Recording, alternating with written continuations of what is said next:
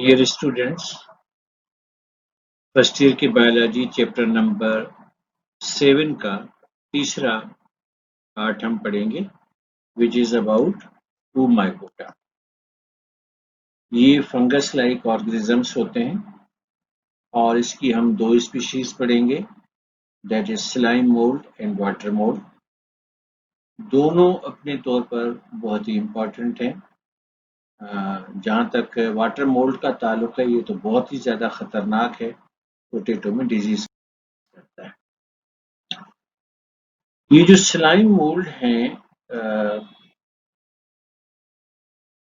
ये आपको ग्रासेस पे चलते हुए नजर आएंगे, दरख्तों के पेड़ों पे चलते हुए नजर आएंगे। और ये जब चलते हैं तो आपको ऐसे लगता है कि जैसे कोई बड़ा सा अमीबा हो जो ग्राउंड पे चल रहा है। तो उस वक्त इसका नाम होता है प्लाज्मोडियल स्लाइम मोल्ड। तो क्रॉल करते हैं बहुत ही स्लो। ये सेडेंटरी जानदार हैं। एक होते हैं मोटाइल जो मूव करते हैं, दूसरे होते हैं सेसाइल जो मूव नहीं करते, तीसरे होते हैं सेडेंटरी जो स्लो मूविंग होती है। तो ये जब चलते हैं तो 24 घंटे में 1 इंच 1.5 इंच चल रही है तो आपको पता भी नहीं चलेगा। ये जानदार जब चलते हैं तो उस वक्त ये क्या करते हैं कि फीड करते हैं, और फीड करते करते करते ये फिर जो है मेच्योर हो जाते हैं और रुक जाते हैं। रुकने के बाद ये अपने बॉडी के ऊपर ये प्रोजेक्शन बनाते हैं, जिसको आप स्पोरेंजियम कह सकते हैं। और इसको स्पोरेंजियम के अंदर ये स्पोर्स बनते हैं। जब ये स्पोरेंजियम फटता है तो स्पोर्स रिलीज होते हैं, और इन स्पोर्स में से फिर दो तरह की चीज़ें डेवलप होती हैं, फ्लैजिलेटेड सेल्स और अमीबाइड सेल्स। फ्लैजिलेटेड सेल्स में चूंकि होता है फ्लैजिला तो ये मोटाइल होते हैं, और अमीबाइड सेल्स में नहीं होता तो ये सेसाइल होते हैं। और ये दोनों जाकर सिंगेमी के जरिए फ्यूज होते हैं तो ये जायगोट बनता है जो कि डिप्लॉइड होता है, और जायगोट फिर नेक्स्ट प्लाज्मोडियम स्लाइम मोल्ड में डेवलप हो जाएगा। तो ये इस तरह का सिंपल सा लाइफ साइकिल है। ये पहले जो मैंने बीच स्लाइड दिखाई उसकी रिप्रेजेंटेशन है कि फीडिंग करते करते जब इसको रिप्रोडक्शन करनी होती है तो इस रुक जाता है, फिर ये रिप्रोडक्टिव हाइफी बनाता है। इसको फ्रूटिंग बॉडीज के नाम से भी जाना जाता है, और इसका ये वाला हिस्सा स्पोरेंजियम होता है और ये वाला हिस्सा स्टार्क होता है। और ये जो है वो स्पोर्स जब इसमें से रिलीज होते हैं तो पहले की तरह मैंने आपको बताया कि वो दो तरह के होते हैं, फ्लैजिलेटेड और नॉन फ्लैजिलेटेड। ये सिंगेमी के जरिए फ्यूज होंगे। एक से भी आप समझ सकते हैं कि ये वो प्लाज्मोडियम स्लाइम मोल्ड है जो फीडिंग करता रहता है और चलता रहता है। रुकेगा तो फिर ये फ्रूटिंग बॉडीज बनाएगा, और इन फ्रूटिंग बॉडीज से सेसाइल अमीबॉइड सेल्स निकलेंगे और मोटाइल जो फ्लैजिलेटेड सेल्स निकलेंगे, और इनकी जाकर फ्यूजन होगी तो जायगोट बनेगा, और जायगोट से फिर नया प्लाज्मोडियम स्लाइम मोल्ड आएगा। तो लाइफ साइकिल इसकी बहुत ही तेज और बड़ी सिंपल सी होती है कि आप आराम से जो है ना उसको बस। लेकिन इसमें एक मैं बात बताऊं, इसमें जो एमसीक्यूज आता है वो फ्रूटिंग बॉडीज के मुतालिक आता है कि प्लाज्मोडियम स्लाइम मोल्ड जिस स्ट्रक्चर में अपने स्पोर्स बनाता है वो स्ट्रक्चर क्या कहलाता है। तो वो स्ट्रक्चर जो है वो अ, ये फ्रूटिंग बॉडी कहलाता है। वाटर मोल्ड के बाद जो दूसरा है वो है सॉरी स्लाइम मोल्ड के बाद जो दूसरा है वो है वाटर मोल्ड। ये बड़ा खतरनाक होता है, और इसकी स्पीशी का नाम है फाइटोप्थोरा इन्फेस्टेंस। ये आपको आमतौर पर पानी में मिलेंगे या मॉइस्चर वाली जगहों पर मिलेंगे, और ये बड़े खतरनाक होते हैं। आपके पोटैटो की क्रॉप्स पे हमला करते हैं और पूरी की पूरी पोटैटो की फसल आपकी तबाह हो जाती है। मैं आपको रेफरेंस दे रहा हूँ 1843 का, जब वो आयरिश पोटैटो के अंदर फाइटोप्थोरा इन्फेस्टेंस का इन्फेक्शन हुआ था। उसके बाद ये 1 मिलियन यानी 10 लाख अफराद जो है वो लुकमाए अजल बन गए। तो होता है। तो फाइटोप्थोरा इन्फेस्टेंस को आमतौर पर वाटर मोल्ड कहते हैं, और ये एक डिजीज काज करता है पोटैटो में, जिसका नाम है ब्लाइट ऑफ पोटैटो। ये देखें, वॉशरूम के बाहर कुछ लोग सोचते होंगे कि सीपेज है। हाँ, सीपेज भी ऐसा होता है, लेकिन इसकी अगर स्क्रैपिंग करके आप इसके सैंपल वगैरह डायग्नोज करें माइक्रोस्कोप में, तो आपको फाइटोप्थोरा इन्फेस्टेंस के स्पोर्स नजर आएंगे। या फिर ये जो छत के नीचे ये हालत होती है, ये भी वाटर से है। ये मैं आपको वाटर मोल्ड दिखा रहा हूँ। और जब आप जमीनों में पानी वगैरह डालते हैं, तो ये वाटर मोल्ड पोटैटो की लीफ में अटैक करते हैं, और लीफ से होते होते ये फिर अंडरग्राउंड स्टेम में जाते हैं। आप जानते हैं कि पोटैटो जो है वो अंडरग्राउंड स्टेम है, और अंदर जाकर जो इसकी हालत करते हैं, मैं थोड़ी देर में आपको दिखाने वाला हूँ। ये पूरी की पूरी फसल आपको ज़ाया करनी पड़ती है। वाटर मोल्ड यानी फाइटोप्थोरा इन्फेस्टेंस का ये मेन ऑर्गेनिज्म है, एडल्ट है, और रिप्रोडक्शन की खातिर इसने हिप्लॉइड स्पर्म्स और ओवम बनाने हैं। और ओवम और स्पर्म की जब फ्यूजन होगी तो ये जायगोट बनेगा। और आपको यहाँ देखें, पर ये ऑरेंज कलर में जो दिखाया गया है वो डिप्लॉइड जायगोट है। और उसके बाद ये जब जर्मिनेट करेगा तो ये फर्दर लाइफ साइकिल चलेगी। तो हिप्लॉइड ऑर्गेनिज्म डिप्लॉइड को, डिप्लॉइड ऑर्गेनिज्म हिप्लॉइड को जन्म देता है, और ये सब पानी में हो रहा होता है, और फसलों के अंदर हो रहा होता है। तो फाइटोप्थोरा इन्फेस्टेंस जो है वो पोटैटो में ब्राउन पेचिस के नाम से बीमारी काज करता है। बीमारी का नाम है ब्लाइट ऑफ पोटैटो, और इसमें पोटैटो की सारी फसल डिस्ट्रॉय हो जाती है या करनी पड़ती है। और पहले क्या होता है कि ब्राउन पेचेस अपीयर हो जाते हैं लीव्स के ऊपर, और लीव्स में से बदबू आने लगती है। और उसके बाद फिर पोटैटो के अंदर जो गोश्त है, फ्लेश जो है पोटैटो का, मांस जो है पोटैटो का, उसके अंदर ये ब्राउन मार्किंग नजर आती है। And I don't think anybody would dare to eat such. तो ये दो स्पीशीज थी, स्लाइम मोल्ड और वाटर मोल्ड। और इसमें जो याद रखने वाली बात, एक तो ब्लाइट ऑफ पोटैटो की डिजीज है जो एमसीक्यूज में पूछी जा सकती है। दूसरा, फ्रूटिंग बॉडीज का जो कंसेप्ट है वो भी पूछा जाता है। अदरवाइज तो ये सारी चीजें बाकी नॉर्मल है। अब हम आते हैं तीसरा और आखिरी, चौथा और आखिरी ग्रुप जो है वो प्रोटोजोआ का है। Protozoa are actually animal like organisms, और ये या तो ब्लड में रहते हैं या पानी में रहते हैं। तो चूंकि इसके लिए लिक्विड जरूरी है, एक्वस एटमॉस्फेयर जरूरी है, इसलिए आप कहते हैं कि दे आर ऑल एक्वेटिक। इस एक्वेटिक को लेकर कुछ स्टूडेंट्स परेशान होते हैं। वो ये समझते हैं कि ये शायद पानी में रहते हैं। मसलन प्लाज्मोडियम फेल्सीपेरम तो पानी में नहीं रहता, वो तो ब्लड में रहता है। तो ब्लड भी एक्वस है ना। तो ये पानी नुमा चीजों में रहते हैं। 35,000 से करीब इनकी स्पीशीज हैं, और जो कि आज तक डायग्नोस हो चुकी है। मैंने लेटेस्ट इंफॉर्मेशन भी कलेक्ट की है, उसमें 85,000 स्पीशीज इसकी डायग्नोस हो चुकी है। और उनमें से जो सबसे मशहूर है, आप देख सकते हैं, कुछ इसको कंफ्यूज करेंगे क्लाइमोडोमोनास से, लेकिन ये बेलानिटिडियम कोलाई भी हो सकता है। ये पैरामीशियम कॉन्डिटम है, ये अमीबा प्रोटियस है, ये ट्रिप्नोसोम वगैरह। तो ये सारी चीजें इस तरह से हैं। ये जो प्रोटोजोआ ग्रुप है ये बड़ा ही इम्पोर्टेंट ग्रुप है, और इसके अंदर बहुत ज्यादा डाइवर्सिटी है। और 30,000, 35,000 या 85,000, जो भी नंबर आपकी किताब में है उसको अगर देखें, तो ये सारे के सारे प्रोटोजोआ 5 ग्रुप में डिवाइड किए गए हैं on the basis of locomotion. कुछ जानदार डिवाइड होते हैं on the basis of reproduction, कुछ डिवाइड होते हैं on the basis of nutrition, और कुछ डिवाइड होते हैं on the basis of locomotion. तो क्लास फ्लैजिलेटा में ट्रिप्नोसोम्स आते हैं, ये फ्लैजिलम के जरिए लोकोमोट करते हैं। सार्कोडीना में अमीबा आता है, ये सुडोपोडिया के जरिए लोकोमोट करते हैं। सीलिएटा में पैरामीशियम कॉन्डेटम आता है, ये सीलिया के जरिए लोकोमोट करते हैं। सेक्टोरिया में शुरू में मोटाइल होते हैं, सीलिया होते हैं, बाद में ये सेसाइल लाइफ गुजारते हैं। एसिनेटा इसकी एग्जाम्पल है। स्पोरोजोआ में प्लाज्मोडियम फेसिफेरम आता है, ये लोकोमोशन करते हैं, लेकिन ग्लाइडिंग लोकोमोशन करते हैं, क्योंकि ये रहते हैं आरबीसी के अंदर, और आरबीसी ब्लड सर्कुलेशन में हमेशा चलते रहते हैं, तो ये उनके अंदर होते हैं, तो ये भी चलते रहते हैं। बिल्कुल इसको इस तरह से ले लें कि अगर आप किश्ती में हैं और किश्ती पानी में चल रही है तो चलती हुई किश्ती में आप क्यों चलेंगे?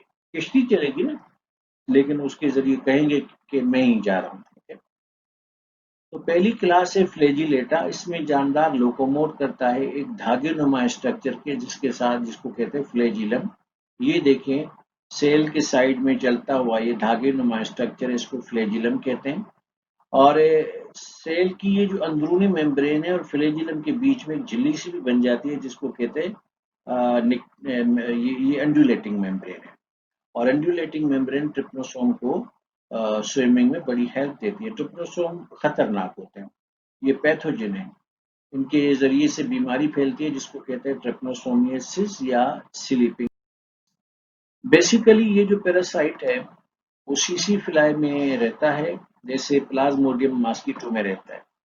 और सीसी फ्लाई जब आप किसी इंसान को काटेगी तो ये ट्रिप्नोसोम का पैरासाइट आपके ब्लड में आ जाएगा और सर्कुलेशन ऑफ ब्लड के दौरान ये ब्रेन में जाकर आपके जो स्लीपिंग सेंटर्स है उसको डिस्टर्ब करेगा और you will be suffering from a disease which is called sleeping. Sarcodina दूसरी क्लास है प्रोटोजोआ की और इसमें जो जानदार हैं वो सूडोपोडिया के जरिए लोकोमोशन करते हैं। ये टेम्पररी लोकोमोटिव स्ट्रक्चर होता है और ये बनाया जाता है जब इसकी जरूरत होती है।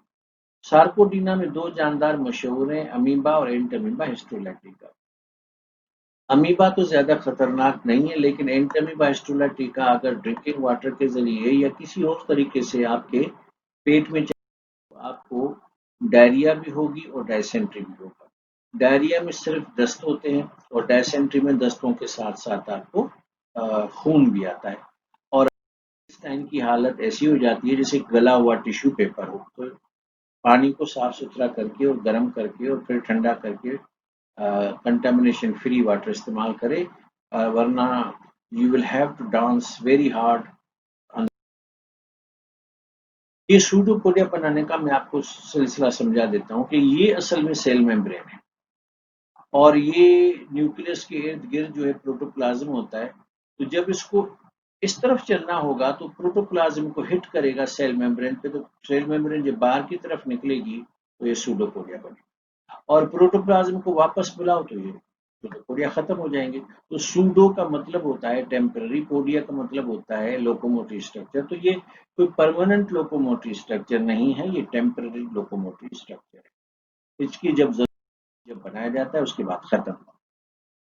सार्कोडीना में दो ऐसे ग्रुप्स भी हैं जो अब फॉसिल्स की शक्ल में मिलते हैं, रेडियोलेरिया और ग्लोबिजिनेरिया। जहां पर भी ऑयल कंपनीज सर्चिंग करती हैं तो सॉइल के सैंपल लेकर उसमें इसके फॉसिल्स की मौजूदगी से वाबस्ता कर देती हैं पेट्रोलियम की प्रोडक्ट्स की मौजूदगी। तो ये इस तरह से बड़े फायदेमंद फॉसिल्स हैं, लेकिन ये ग्रुप तो यही है सार्कोडीना, लेकिन अब ये फॉसिलाइज्ड हो चुके हैं, ये नहीं मिलते। अगली क्लास है क्लास सीलिएटा। नाम से ही जाहिर है कि ये लोकोमोशन करेंगे सीलिया की मदद से। सीलिया का लफ्जी मतलब होता है आई लेशेस।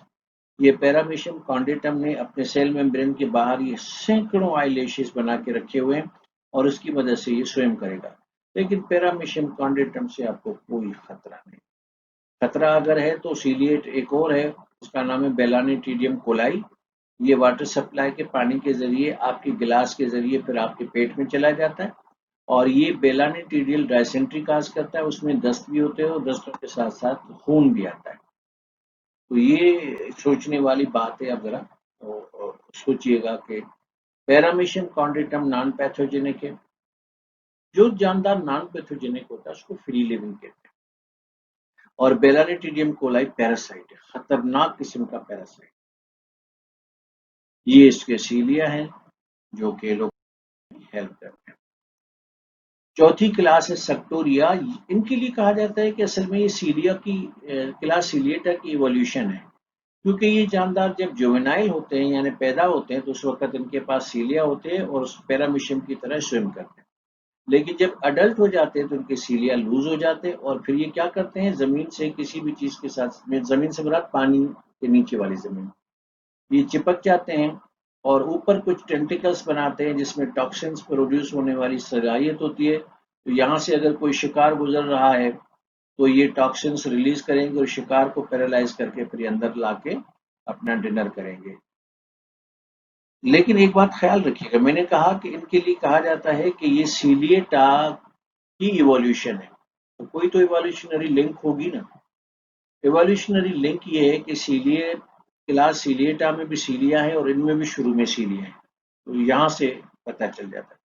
डिफरेंस क्या है? डिफरेंस ये है कि क्लास सीलिएटा के जानदार जब रिप्रोडक्शन करते हैं तो कॉन्जुगेशन से करते हैं, और ये जब रिप्रोडक्शन करते हैं तो बडिंग के जरिए बनाते हैं। ये देखिए ये एसिनेटा है और इसने ये बड वगैरह बना लिए, और मेचुरेशन के बाद ये बड्स यहाँ से सेपरेट हो जाएंगी। Every bud will grow into.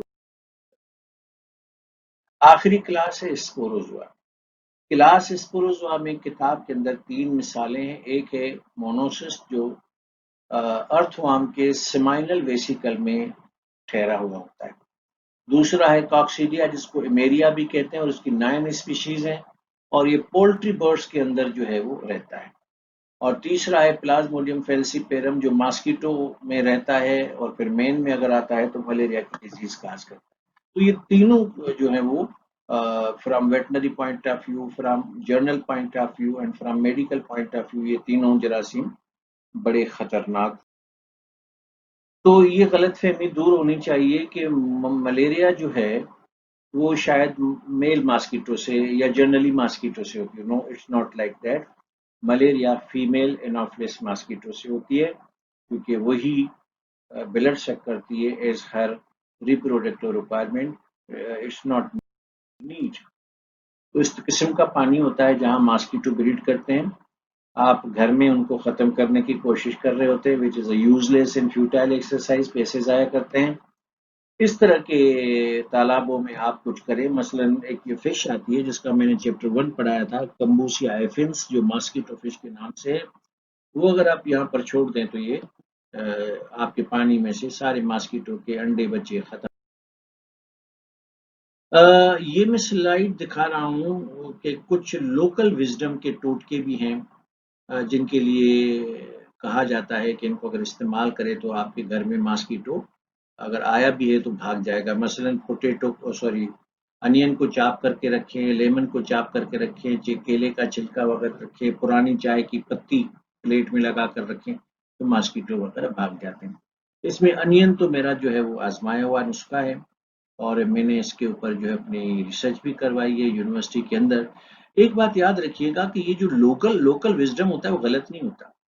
Science जो आई है वो आई ही लोकल विजडम से है, क्योंकि लोकल विजडम में आप कुछ ना कुछ पेश करते हैं, फिर साइंसदान लेबॉरेटरी में उठाकर उसको रिसर्च के जरिए साबित करते हैं। तो लोकल विजडम कोई गलत चीज नहीं है। It is local wisdom which is later on proved. Mosquito के बारे में कुछ दिलचस्प बातें बताऊं कि आप रात को अंधेरे में सोते हैं, लेकिन मॉस्किटो आपके जिस्म के पसीने की बू से आपको लोकेट कर देते हैं, और ये आपके मुंह के निकलने वाले कार्बन डाइऑक्साइड से आपको लोकेट कर देते हैं, और बॉडी की जो गर्माइश है उससे भी आपको लोकेट कर देते हैं। तो आप चाहे कुछ भी करें, मॉस्किटो आपको बारह लोकेट कर देगा। दूसरी बात ये होती है कि इसके अंदर कंपाउंड आईज होती हैं। कंपाउंड आई वो होती है कि जिसमें एक एक आंख के अंदर मल्टीपल लेंसेज होते हैं। तो अगर आप एक हैं और मॉस्किटो के 100 आंखें हैं तो आप उसको 100 दिखेंगे। तो ये होती है कंपाउंड आइज। जबकि इंसानों के पास सिंपल आइज होती हैं, दो हैं हालांकि, लेकिन उंगली एक है तो फिर उंगली एक ही दिखेगी भले दो आंखें। तो in simple eyes you can see one object once, और in compound eyes you can see one object multiple times, depends upon the number of lenses that insects have in their। की थोड़ी लाइफ साइकिल में आपको समझाऊं, इसकी मैं साथ साथ वीडियो भी ऐड कर रहा हूं, और जो कि आपको काफी हेल्प करेगी कि इन्फेक्टेड मॉस्किटो ने जब आपको काटना है तो अपने जिस्म से स्पोरोजोइट आपके ब्लड में छोड़ने हैं।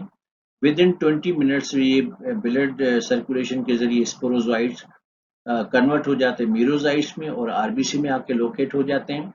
8-10 दिन के बाद फिर ये आरबीसी को रप्चर करके फिर निकलते हैं, तो फिर ये लिवर सेल में जाते हैं, और सॉरी लिवर को रप्चर करके निकलते तो फिर ये आरबीसीज में जाते हैं, और आरबीसी में जाने के बाद वहां पर ये लाइफ की एक खास साइकिल है जिसको कहते हैं शाज़ोगोनी, वो करते हैं, और शाज़ोगोनी करते करते ये आरबीसी का सारा प्रोटीन जो हेमोग्लोबिन है वो कंज्यूम कर लेंगे, और आरबीसी रप्चर हो जाएंगे।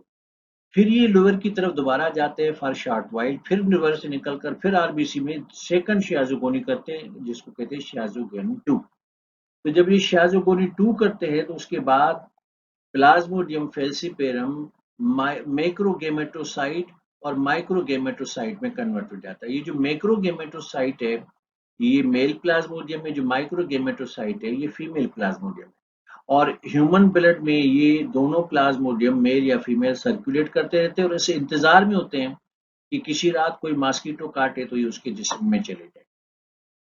तो मॉस्किटो तो प्लाज्मोडियम फेल्सीपेरम अपनी जिंदगी का आधा हिस्सा ह्यूमन आरबीसी में शियाजोगोनी 1 और शियाजोगोनी 2 करते हुए गुजारते हैं, और बाकी गेमेटोगोनी के लिए मेल और फीमेल प्लाज्मोडियम ये मॉस्किटो के अंदर जाते हैं। ये आपको ह्यूमन आरबीसी में मैं आपको दिखा रहा हूँ प्लाज्मोडियम। ये नॉर्मल आरबीसी है, ये इन्फेक्टेड आरबीसी है, और ये आरबीसी का सत्यानाश होने जा रहा है क्योंकि इसका सारा हेमोग्लोबिन फेल्सीपेरम ने किया है। तो वो जो माइक्रोगेमेटोसाइट है और मैक्रोगेमेटोसाइट है, ये मॉस्किटो सक करेगी ब्लड, उसके अंदर ये मॉस्किटो के गट में आ जाएंगे। मेल जो है वो जाके फीमेल को फर्टिलाइज करेगा तो ये जायगोट बनेगा, और जायगोट अपने ऊपर एक सिस्ट डेवलप करेगा जिसको ऊकाइनेट कहते हैं। वो इसलिए डेवलप किया जाता है क्योंकि ये प्रोटेक्टिव शील्ड है। और फिर ये ऊसिस्ट जो है वो मॉस्किटो के मसल्स में अंदर चला जाएगा, और वहां पर ये आउटर वॉल रप्चर हो जाएगी, जो उसमें से स्पोरोजोइट्स रिलीज होंगे, और they will be again moving towards the proboscis, और ready to be injected into the next person. तो ये स्पोरोजोइट जब नेक्स्ट पर्सन में चले जाएंगे एक्शन हो जाएगा। ये आप दीदार कर रहे हैं फीमेल एनोफिलिस मॉस्किटो का, ये फुल ऑफ ब्लड है। याद रखें कि आर्थ्रोपोड के पास भी ब्लड होता है लेकिन कलरलेस होता है। तो ये जो इसका एब्डोमेन रेड है वो इस वजह से रेड है क्योंकि इन्होंने, ये देखिए ब्लड सक कर रही है अपने प्रोबोसिस की मदद से। तो ये जो खून है वो ह्यूमन ब्लड है जिसकी वजह से रेड है। ह्यूमन ब्लड में, जिसको ब्लड कहते हैं, और आर्थ्रोपोड्स के ब्लड में, जिसको हेमोलिम्फ कहते हैं, फर्क होता है कि हेमोलिम्फ में हेमोग्लोबिन नहीं होती और ब्लड में हेमोग्लोबिन होती है, और हेमोग्लोबिन को जब ऑक्सीजन लगती है तो हेमोग्लोबिन का कलर दिखता है। ये सवाल स्टूडेंट्स आप जरूर समझें कि प्लाज्मोडियम फेल्सीपेरम का प्राइमरी होस्ट कौन सा है और सेकेंडरी होस्ट कौन सा है। इसकी मैं आसान फार्मूला बताता हूँ कि आप देखें कि प्लाज्मोडियम फेल्सीपेरम अपना एसेक्सुअल लाइफ किस में गुजारता है, तो वो मेन में गुजारता है। और सेक्सुअल लाइफ माना गेमेटोगोनी कहाँ करता है, तो मॉस्किटो में करता है। तो जिसमें वो एसेक्सुअल लाइफ गुजारेगा वो उसका प्राइमरी होस्ट होगा, और जिसमें प्लाज्मोडियम अपनी सेक्सुअल लाइफ गुजारेगा तो वो उसका सेकेंडरी होस्ट या डेफिनेटिव। ये कुछ टर्म्स हैं, इसको इसमें से 3 को तो मैं समझाना चाहूंगा कि जब तक आपके प्लाज्मोडियम फेल्सीपेरम की जो भी स्टेज है आरबीसी में नहीं गए तो वो प्री इरिथ्रोसाइटिक स्टेज कहलाती है, लिवर में गए तो लिवर स्टेज कहलाती है, आरबीसी में गए तो एरिथ्रोसाइटिक स्टेज कहलाती है, आरबीसी को रप्चर करके बाहर निकले तो पोस्ट एरिथ्रोसाइटिक स्टेज कहलाती है। तो ये कोई खास कंसेप्चुअल या एप्टीट्यूड टाइप के सवालात नहीं है, ये लफ्ज पे गौर करें प्री और पोस्ट पे तो आप लफ्ज समझ में आ जाएगा। ये भी मैं 3 टर्मिनोलॉजीज आपको बताऊं कि जब मेल गेमेट और फीमेल गेमेट मॉस्किटो के गट में एक दूसरे से फ्यूज होकर जायगोट बनाते हैं तो ये प्रोसेस कहलाता है गेमेटोगोनी, और जब उसके बाद स्पोर्स बनते हैं तो ये प्रोसेस कहलाता है स्पोरोगोनी, और कलेक्टिवली इसको जो है ना सिंगेमी कहा जाता है। अगर आपको मलेरियल फीवर होगा तो क्या सिम्टम्स है? आपको खांसी हो सकती है, बॉडी में दर्द हो सकता है, पसीना आ सकता है, नोजिया यानी दिल कच्चा होगा, फिर वोमिटिंग भी होगी। ये अहम बात होती है कि मलेरियल पेशेंट का बॉडी टेम्परेचर गिर जाता है। उसका रीजन समझा देता हूँ कि जब 2 बार प्लाज्मोडियम फेल्सीपेरम आरबीसी में शाजोगोनी करते हैं तो nearly 70% of the RBCs are destroyed, और आरबीसी के डिस्ट्रॉय होने की वजह से बॉडी का टेम्परेचर ड्रॉप होता है, और बॉडी का टेम्परेचर जैसे ही ड्रॉप होगा तो ये होमोस्टेसिस के उसूल के खिलाफ है। तो बॉडी का टेम्परेचर ड्रॉप होगा तो बॉडी फील करेगी चिल, और इस टेम्परेचर को बढ़ाने के लिए बॉडी शिवरिंग करेगी, क्योंकि शिवरिंग की वजह से गिरा हुआ टेम्परेचर पहले 98.6 पे फ़ारेनहाइट पे बहाल हो जाएगा। बॉडी सेकंड राउंड पे फिर शिवरिंग करेगी, तो 98.6 से टेम्परेचर 104, 105 तक पहुंच जाएगा।